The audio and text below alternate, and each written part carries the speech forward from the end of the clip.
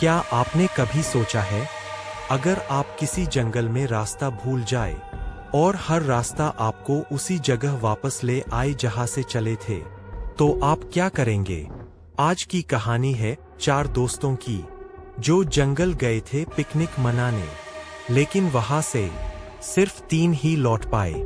4 दोस्त अजय, करण, मीना और रियाज गर्मियों की छुट्टियों में ट्रेकिंग के लिए पास के घने जंगल में गए।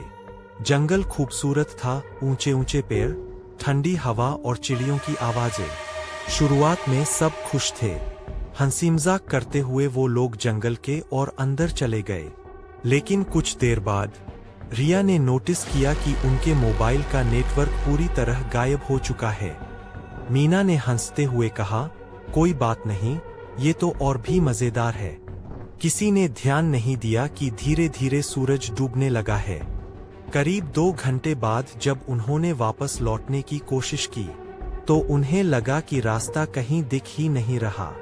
हर पैर एक जैसा लग रहा था, हर पगडंडी दूसरी जैसी। अजय बोला, कोई बात नहीं, हम उसी रास्ते पर चलते हैं जिस पर आए थे। लेकिन जैसे ही वो चले, 20 मिनट बाद फिर से उसी जगह आ गए जहां से चले थे। चारों के चेहरों पर अब डर साफ दिखने लगा। अचानक दूर से किसी लड़की के रोने की आवाज आई। पेड़ों के बीच उन्हें सफेद कपड़ों में किसी औरत की झलक दिखी। मीना बोली, तुम लोगों ने देखा, कोई और भी है यहाँ। लेकिन अगले ही पल वहां कुछ नहीं था। अंधेरा होते ही माहौल और भी डरावना हो गया। चारों ने टॉर्च निकाली, लेकिन टॉर्च की रोशनी भी झपकने लगी।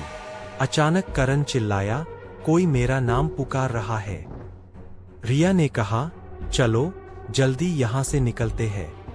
लेकिन जिस तरफ वो लोग भागे, वहां फिर से वही जगह थी जहां वो बार बार लौट रहे थे।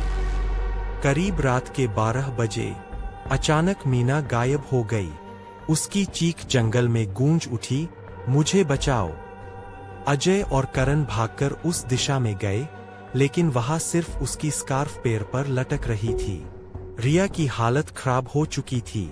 वो कांपते हुए बोली, ये जंगल हमें बाहर नहीं जाने देगा। और तभी सफेद कपड़ों में वही औरत उनके सामने खड़ी हो गई।